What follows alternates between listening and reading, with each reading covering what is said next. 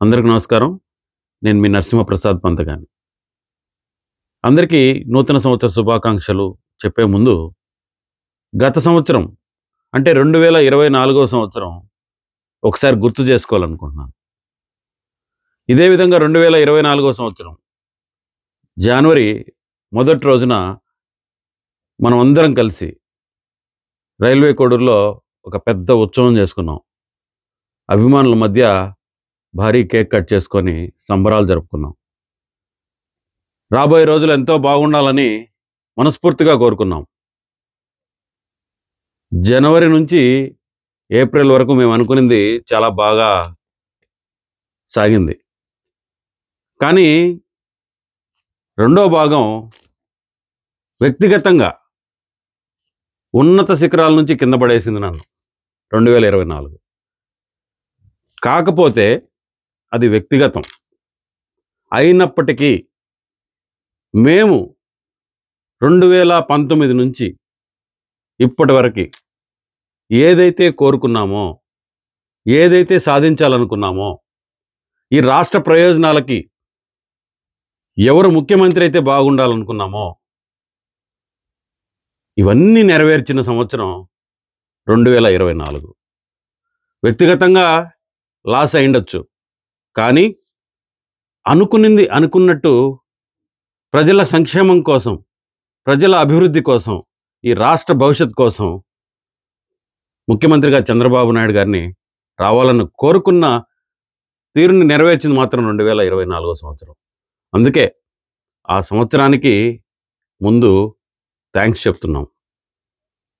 వ్యక్తిగతంగా నేను నష్టపోయానని, ఏదో కోల్పోయానని నా అభిమానులు ఇప్పటికి కూడా బాధపడుతుంటారు. నిన్నటి నుంచి ఈరోజు వరకు కొన్ని వందల మంది గుర్తు చేశారు. 2024 సంవత్సరం మనకు మంచి జరగలేదు సార్, మనకు మంచి జరగలేదు సార్ అంటుంటే నేను ఇదే చెప్పే వాళ్ళకి.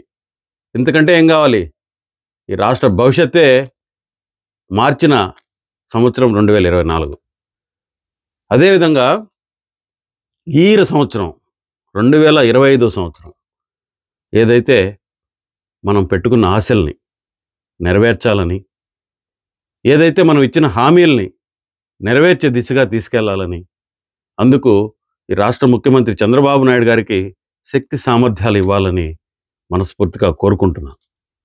ఇక నా భవిష్యత్ అంటారా, నేను ఏదైతే మిస్ అయ్యానని మీరు అనుకుంటున్నారో అది సాధించేదానికి ఎన్ని అవకాశాలు ఉన్నాయో, ఎన్ని మార్గాలు ఉన్నాయో ఏది మిస్ చేసుకోదలుచుకోలేదు. ఖచ్చితంగా ఎక్కడ పొరపాట్లు జరిగాయి, ఎక్కడ ఏమేమి మనకు ఆటంకాలు కలిగాయో అవన్నిటినీ రూపుమాపుకొని ముందుకెళ్ళేదానికే నేను ప్రయత్నం చేస్తాను తప్ప ఎప్పుడు మిమ్మల్ని అందరినీ వదులుకోవాలనుకోను, మిమ్మల్ని ఒంటరివాళ్ళని చేయాలని మాత్రం ఎప్పుడు అనుకోను. అంటే నన్ను ఇష్టపడే వాళ్ళని.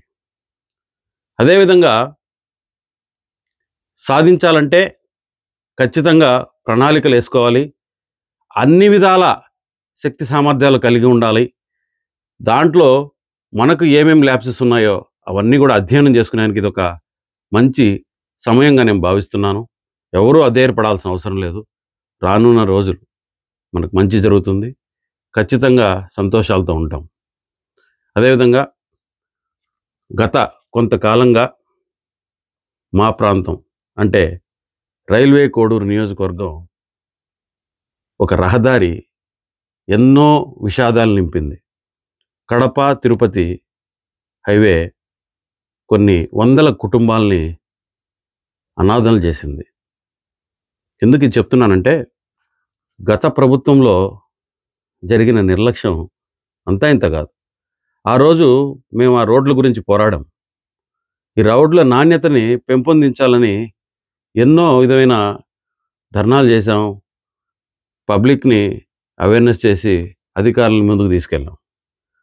మా ప్రభుత్వం వచ్చి 6 నెలలు దాటిపోయినా కూడా మేము కొన్ని పనులు ఇంకా చేయలేదని మా మీద విమర్శలు వస్తున్నాయి.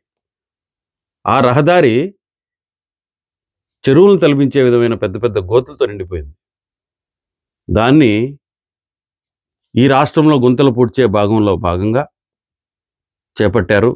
కొన్ని టెక్నికల్ ఇష్యూస్ వల్ల కొంచెం లేట్ అయిందనేది మాకు తెలిసింది. అయినప్పటికీ నేనైతే గత 20 రోజులుగా అందరి అధికారులతో ఫాలోఅప్ చేస్తున్నాను. నాకుండే లిమిట్స్, నాకుండే పరిధుల మధ్యలో నేను వాళ్ళని దాన్ని స్పీడ్‌గా అయ్యేదానికి ప్రయత్నం చేస్తున్నాను. మేబీ 1 ఆర్ 2 డేస్‌లో అవి కూడా పూర్తి అయిపోతాయి. అందుకే ఈ సందర్భంగా ఎవరైతే ఆ రహదారి వల్ల ప్రమాదాలకు గురై ఇబ్బందులు పడ్డారో ఆ కుటుంబాలకి ముందు సారీ చెప్తూ తొందరలోనే మిగిలిన వాళ్ళకి కూడా సౌకర్యం కల్పించే విధంగా ముందుకెళ్తామని, రాబోయే రోజులు చాలా బాగుండాలని నిస్వార్థంగా కోరుకుంటూ అందరికీ నూతన సంవత్సర శుభాకాంక్షలు. Thank you.